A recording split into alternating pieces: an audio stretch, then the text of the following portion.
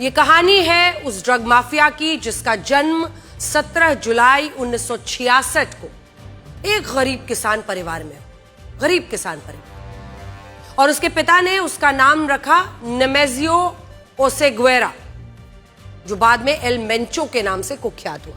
जब नेमेसियो ने 5वीं कक्षा के बाद स्कूल जाना छोड़ दिया, अपने पिता को यह बताया कि उसका मन पढ़ाई में नहीं लगता है, उसके पिता उसे अपने साथ खेतों में काम करने के लिए ले जाने लगे। ठीक है, स्कूल छोड़ दिया, खेत में चलो। ये वही वक्त था जब नेमेसियो के माता पिता को लग रहा था कि वो उनकी तरह एक किसान बनेगा, लेकिन नेमेसियो के दिमाग में कुछ और ही चल रहा था। वो कहता था कि उसे मेक्सिको पर राज करना है और इसके लिए वो कुछ भी कर सकता है। इसी ख्वाहिश में उसे बहुत कम उम्र में एक ड्रग माफिया के लिए काम करना शुरू कर दिया, जो बहुत बड़े गैंग से जुड़ा हुआ था। शुरुआत में नेमेसियो को उन खेतों की रखवाली करने का काम सौंपा गया जहां गांजे के पौधे लगाए गए थे। साल 1986 में उसने सिर्फ 20 साल की उम्र में चोरी छिपे अमेरिका के सैन फ्रांसिस्को शहर में ड्रग्स पहुंचाने का काम शुरू किया। उस वक्त जब पहली बार अमेरिका ने इस अपराधी को मेक्सिको भेजा, तब अमेरिका ने भी ये नहीं सोचा था कि यह अपराधी उसकी युवा पीढ़ी में ड्रग्स का जहर भरने वाला है।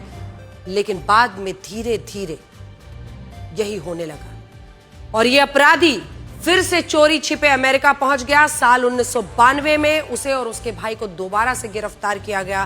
कहते हैं कि अगर उस वक्त अमेरिका इसे दोबारा मेक्सिको डिपोर्ट नहीं करता तो यह अपराधी कभी इतना बड़ा ड्रग माफिया नहीं बनता। लेकिन अमेरिका ने ऐसा किया।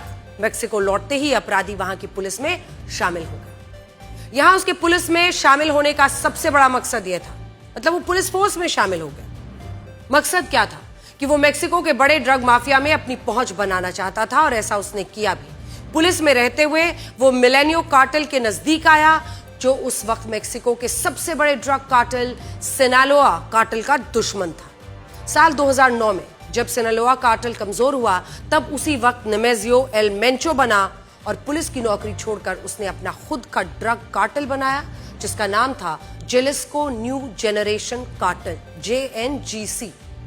धीरे धीरे इस नए ड्रग कार्टेल ने सभी गैंग्स को पीछे छोड़ दिया और नेमेसियो उर्फ एल मेंचो मेक्सिको का सबसे बड़ा ड्रग कार्टेल बन गया।